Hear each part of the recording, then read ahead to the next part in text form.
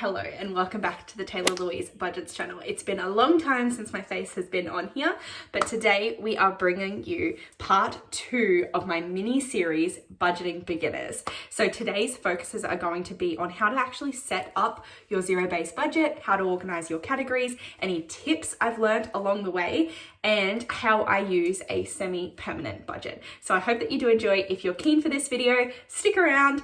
Let me know what you think down below if you are new to this system. If you are not new to this system, this might not be news to you. However, it might be a good reminder that you are due for a budget revamp. So let's get straight into it.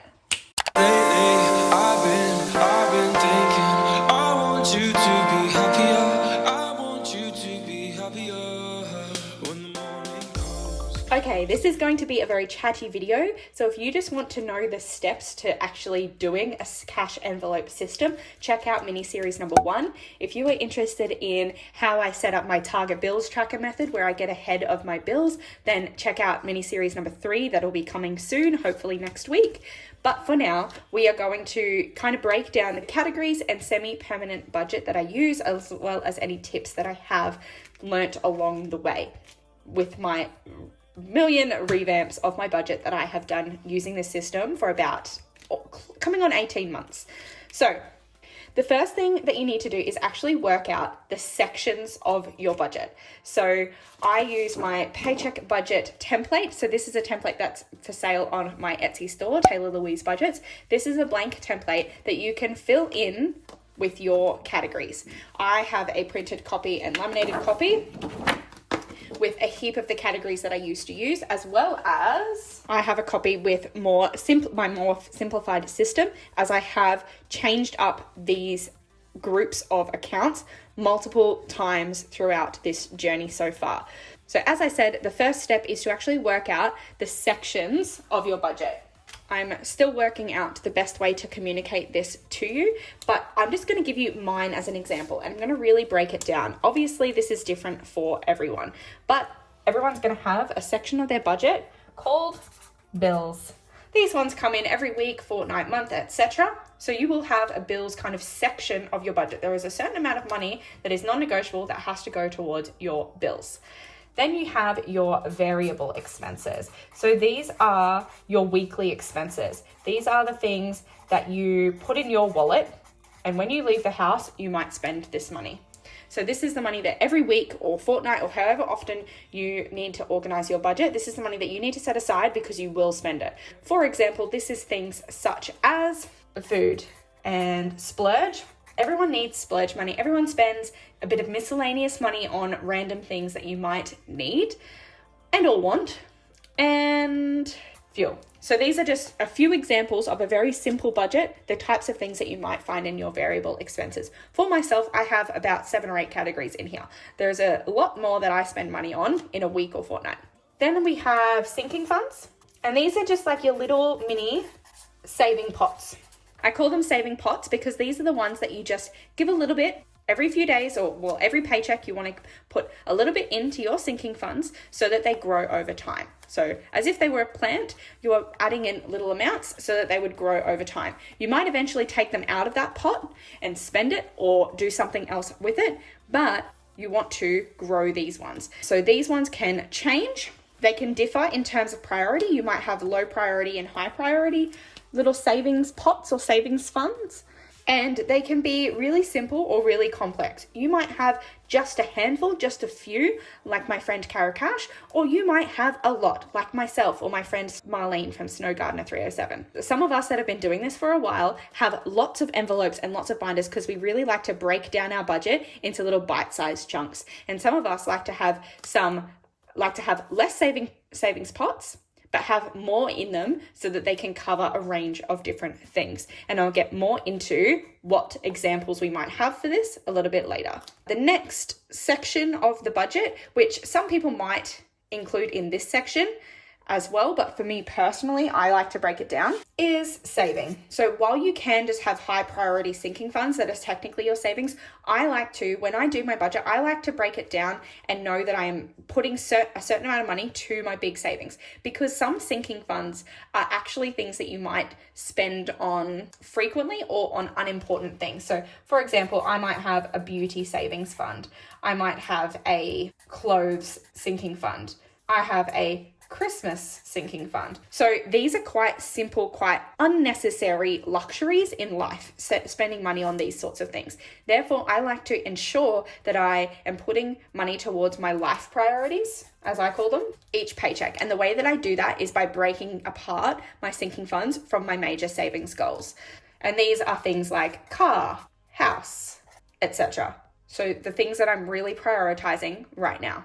Then my budget has challenges, which can obviously fit under savings as well, but these are just little savings challenges. So these are just fun systems to save a little bit extra. Very unnecessary, but these things make it fun for me. These are the things that make this not overwhelming. And last but not least, and you won't see a lot of this in my budget, but it is in a lot of people's budgets, particularly I'm going to say it again, Snow Gardener 307 does this really well, tells you a lot about debt. So these are any extra repayments, and focus here is on extra because your typical payment is a bill. So for example, I have a car loan, I just have a bill.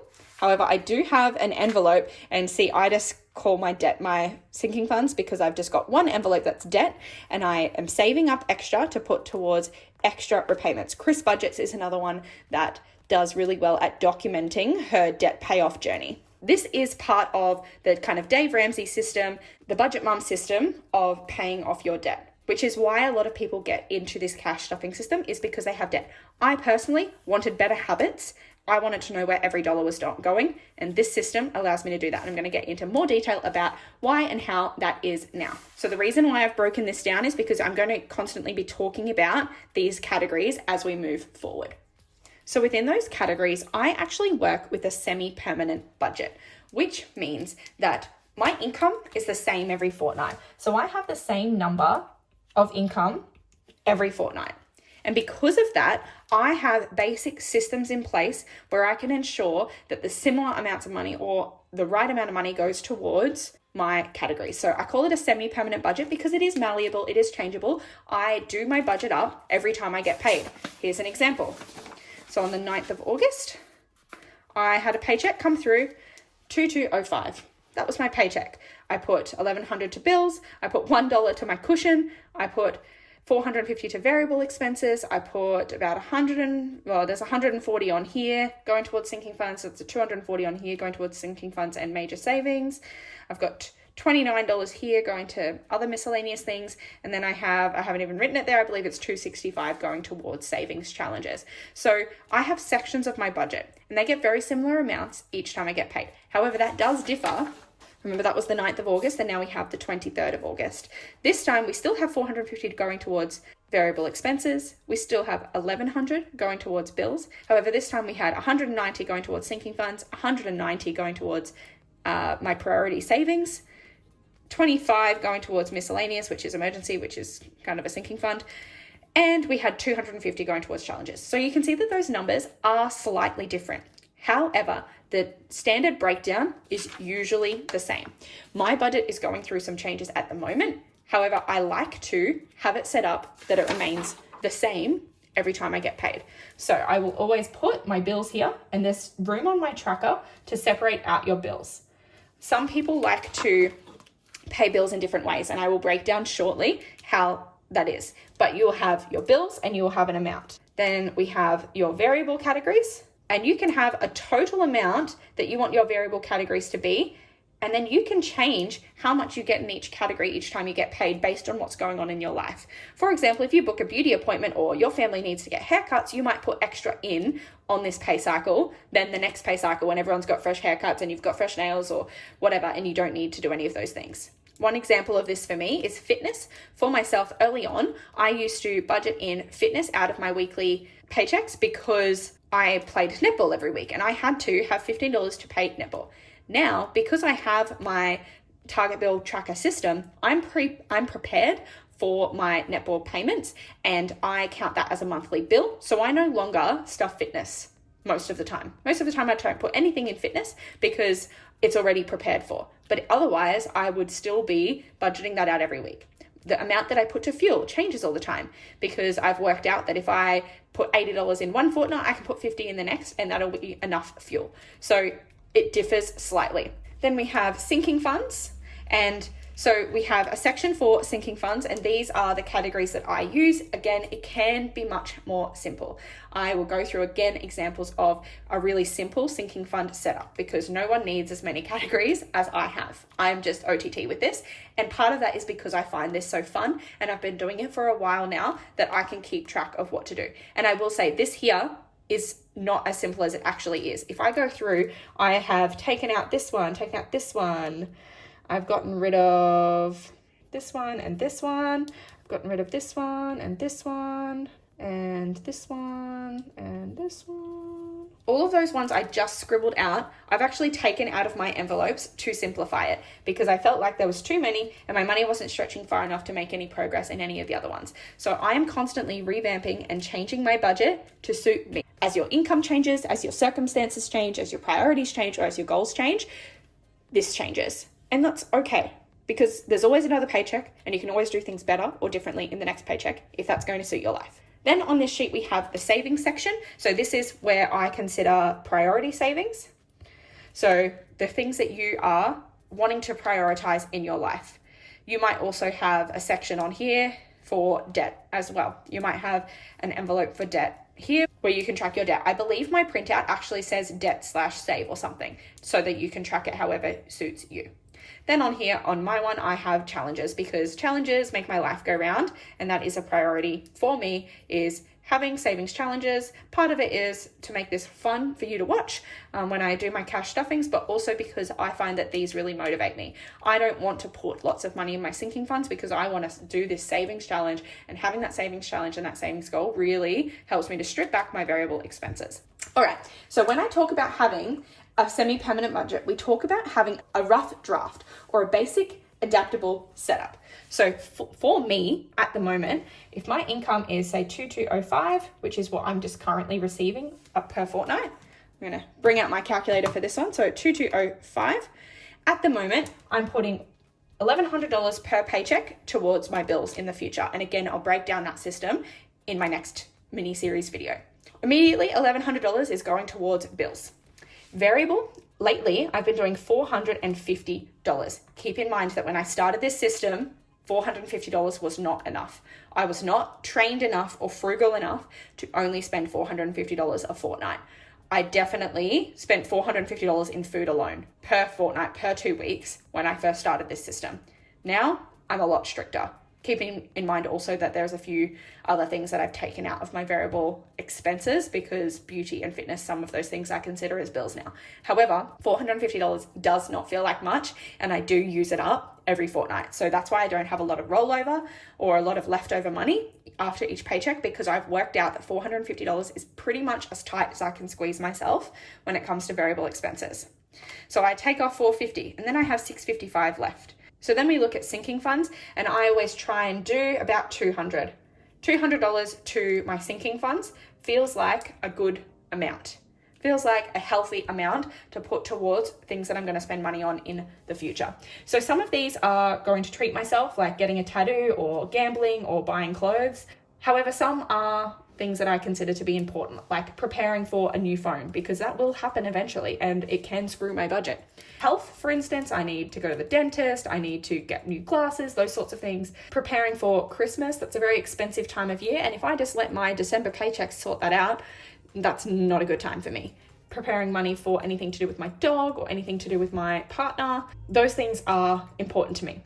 However, they might not be as important to prepare as the next section, which is the priority savings, as at the moment, this is a bit mixed, but things that I consider priority savings are annual, debt, car, and house. And you'll see that I have digital funds for these as well, digital funds for home and car. The only reason that is because, and again, I worry about how much I explain in these videos because I don't want to confuse people, but home and car, house and car here are actually the same as home and car here. The only thing is that this money, these ones, because they have large amounts of money in them, I actually store that money in a separate bank account.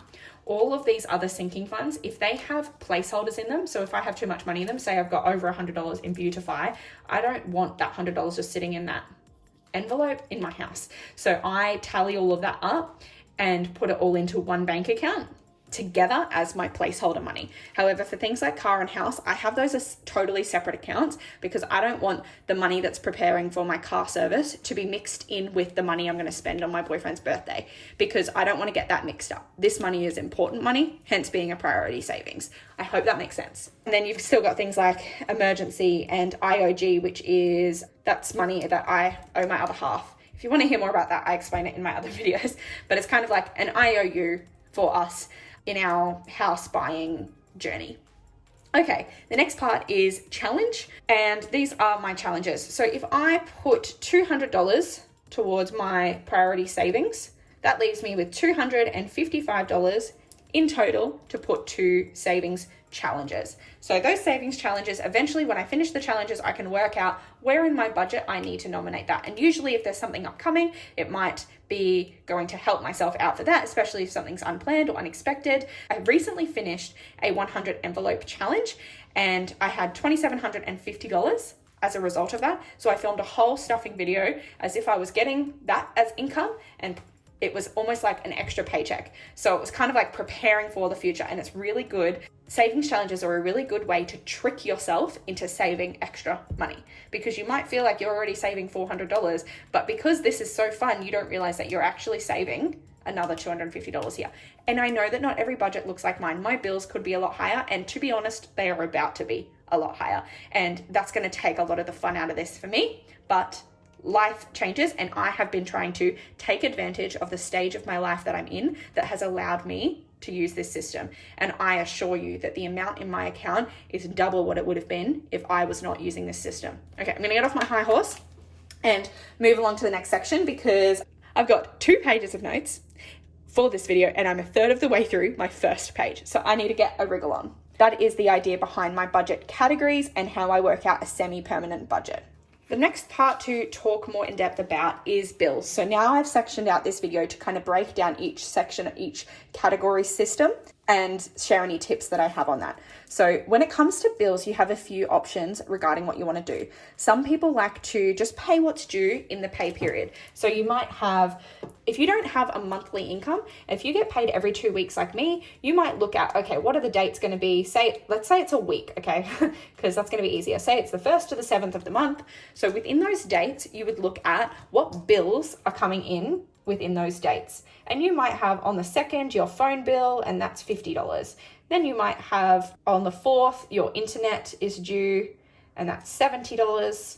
And for the purpose of ease of understanding, I'm going to say those are the only bills that are due within the 1st to the 7th of the month. I'm sure you have more bills than that, but this is just one paycheck. Remember, you're going to get a paycheck every week of this month that's going to pay different bills every time. So if you do that, that would mean that $120 from this paycheck is going towards bills. And you would have however much remaining for the rest of your categories. That is one way to do this. Another method is the TBM method, which is the budget mum method. And she would get you to get a calendar and write out all of the dates and write out when everything's due. So if we said on the 2nd, your phone was due and that was $50, and on the 4th was your internet at $70, then you might have on whatever date this would be, you might have your rent, and that might be $470. Then you might have your health insurance, $80 over here, and then you've got Spotify premium down here for $12. I don't know, I'm making random things up right now. But if that is your bills, you would then go through, using the TBM method, you would then go through and say, okay, my first paycheck is going to be purple. That's my first paycheck. And my first paycheck on the 1st to the 7th is going to pay for phone and internet, but I'm also going to put half of rent aside. So I'm going to put $270 towards rent as well. Then you might go, okay, so there'll be $200 left of rent. So that's my first paycheck. And you might go, okay, so my second paycheck is going to be, can you even see that blue? Not really. I'm going to get a brighter color. So then you have pink, and that is going to be your second paycheck, which is going to be, well, the 1st to the 7th that was. So then this one's going to be the 8th to the, I can't count, 7th, 14th, whatever. So then you might know that the 8th to the 14th is going to have to cover $200 of rent and $80 of health insurance. So while in the first paycheck, you're putting $270 plus 50 plus 70. So the first paycheck was paying $390 towards bills, but your second paycheck is only paying $280 towards bills.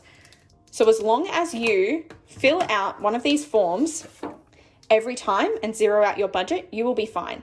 The way that the budget mum does it, she actually would work out her entire month from the get-go to know that everything is covered. I started using this. When I started this system, this was the method that I used. And again, I can probably explain this in even more detail, but I've got a lot to cover today and I'm already at 27 minutes filming time. So I'm going to move on from that because that's not the method that I use today. And that's not the method that I recommend anymore because I think it gets easier. Now, the way that I believe it gets easier is because I now look at how much do I have due in the month. So in this example, and we're just going to keep working with this example. Okay, it's tricking me that these numbers are not realistic. So I'm going to bump up the numbers. I'm going to say we've added up if we put every bill on here, when we get to the end and we add up all of the bills that come out every month, we get to $1,200. Monthly bill total is $1,200. That's your contribution. What I would then do is work out, okay, how many times do I get paid in a month? And I work on a fortnightly budget. I get paid twice a month. So we're going to work on that.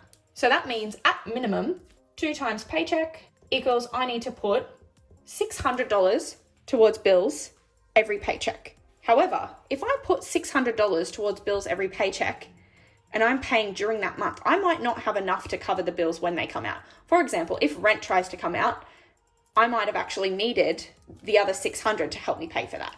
So what I do instead, and again, I'm going to go into super detail on this, because this is option 3, the target bill tracker method, means to get ahead. So this means that I would be putting more money than this. So I would say, okay, I want to get ahead of my bills. So instead of putting $600, even though I only need to put $600 each paycheck to pay my monthly bills, instead, I'm going to actually put $900. And if I put $900 from both of my paychecks, that means that at each month, I'm actually putting $1,800 towards my bills, which means that every month I'm actually getting ahead by $600. Again, I will explain this in more depth later, but we have system 1, work out what bills are due in that pay period and add them to your paycheck budget tracker and zero out your budget each paycheck. Option 2, the budget mum method of working out when bills are due and what pay periods are actually going to contribute to what bills to make sure they all get paid. And option 3, which is my target bill tracker method, which is working out a number that you can put aside just towards bills every paycheck of the month and know that your bills are going to be paid and then some. Those are the 3 options and we're going to move along. The next part is the variable expenses, or envelopes rather. So this was the wallet spendings. As I mentioned before, the amount that I originally put towards my wallet spendings was a lot higher than what it is now.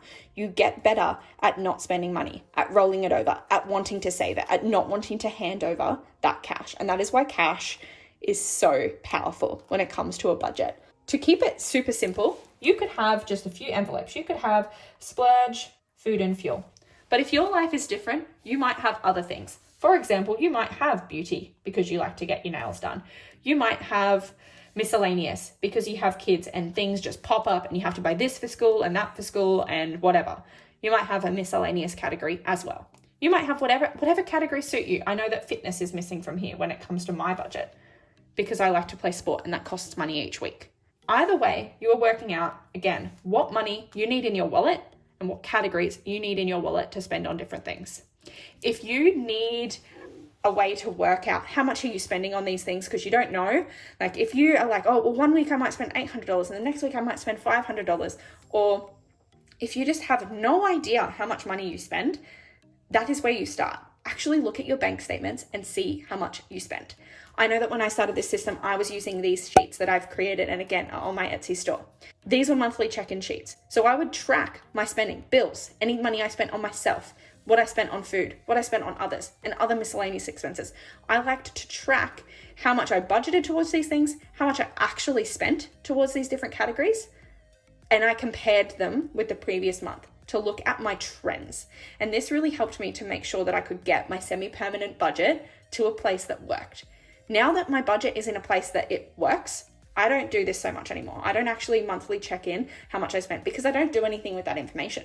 I've worked out that $450 per fortnight is the right amount for my variable expenses, but I needed this to track and to work that out in the beginning. In order to track, here's one method. This is from Erin Budgets Aimlessly, her Etsy store. And this is a spending tracker. So it's just a list, and you can write down where you spent all of your money and what you spent in the month. Another method that I used to use is to actually have a separate calendar just for writing down my spendings. And so I would go to the calendar each day and write down how much I spent that day and what I spent it on, so that at the end of the month, I could update it. That's actually in my step-paced planner. And if you go back and look at my monthly reset videos, you would see that there. I don't do that anymore because I don't feel the need to track my spendings now. I do, however, track all of my expenses still. I still look at what I spend. I just don't go through at the end of the month and add up how much I've spent on each category. So the way that I currently do this is I do it digitally. Tracking my expenses, what I spend money on, I do it digitally. I use notes in my phone, and I add a little dot point every day whenever I spend money, and I add how much I've spent. And then when I've pulled that money out of the envelope, or when I know that that's paid for and sorted and all good, I tick it off. And then I just go through and delete those once I've got everything sorted. If you're paying cash for things, you wouldn't even need to write it down at all. Though some people like to have little trackers, little A6 trackers in their envelopes. And that's fine too. It depends what you want to do to keep yourself accountable. I personally feel that once I've spent money, it's gone. So it doesn't really matter anymore. But if you're in a stage of needing to work out what budget works for you, I definitely recommend looking at what you spend where, because that's what's going to tell you how you're wasting money. The next thing is just to talk about sinking fund categories. So again, I said before, there's high priority and low priority sinking funds, but you basically just want to be prepping for any future costs. So if you were keeping it super simple, you might just have car, house, gifts, savings. You might not have priority savings. You might just want to keep it super simple and have a few categories that work for you. And these might be the ways or the things that you spend money on. However, you might want to make it more complex. You might like to break it down. So instead of just having one car fund, you might want to have a car rego fund, a car service fund, a car insurance fund. You might want to actually break it down into the different categories and save money to each individual thing. That is completely fine. You can do that however you like. You might not want to just have a gifts fund. You might want to have, Christmas, birthdays, Easter, Mother's Day, Father's Day. That might be what works for you. I personally don't really spend money on Easter, so that's pointless for me. I'm not going to put I don't want a separate envelope for Mother's Day. I'm just going to chuck money into my gift fund. In some areas of my budget, I have things broken down step by step. In other areas, I just have one fund. It's what works for me. So you need to work out what works for you. Another separate kind of important thing that I would separate from sinking funds is your emergency fund. If you are just starting this system, start by trying to get $1,000 into an emergency fund. This is the Dave Ramsey method. He recommends starting with $1,000 in an emergency fund before you start tackling debt. You want to have some money put aside for if there's an emergency. Personally, I don't think $1,000 is enough in an emergency. So I'm now working towards 3 to 6 month expenses. So I'm trying to get this one to slowly climb even higher because I think I want more than $1,000 in it. I'm not making that a super priority, but that is the goal. That is the end goal, because having extra money aside is important. As I mentioned, it has taken many revamps to determine what categories I need. So with this, start out, see what you want, and change it as necessary. When I had too many envelopes, I really noticed that I lost track because I realized how little money I had to actually spread out everywhere. It's finding a balance for yourself where you can break things down enough that you can kind of see that there's money for every part of your life and every part of your budget, but also to simplify enough so that you are seeing that growth and are being motivated to keep growing that money in those little savings pot plans. Then we have challenges, which is just a fun way to get involved and encourage yourself to save. By filming these videos, you have a community. Well, I have a community that cheers me on to meet these goals. Who would have thought that this money, like this is just a binder with money in it, right? But none of these things have a destination. I could put them to anything that comes up in my life, but they're little challenges, and I get excited to spin a coin every week. I get excited to color off a little $5 note. I get excited to do my seasonal challenge alongside everyone else that's also doing a seasonal challenge. I don't have to do any of that. I could just chuck the money in my emergency fund, chuck the money in a savings account, and off I trot. But it's not as fun. The benefit of those ones is that you can decide on a destination or not.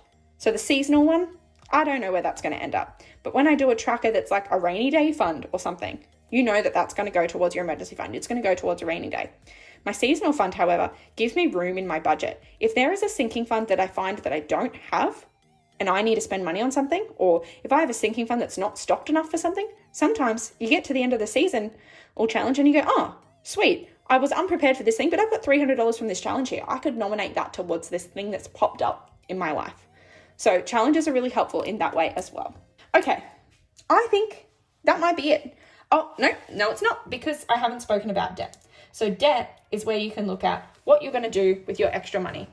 You might be looking at trying to pay off credit card debt or something like that. It's a separate area where you can go, I have this credit card, I have my car loan, I really want to pay off my student loans.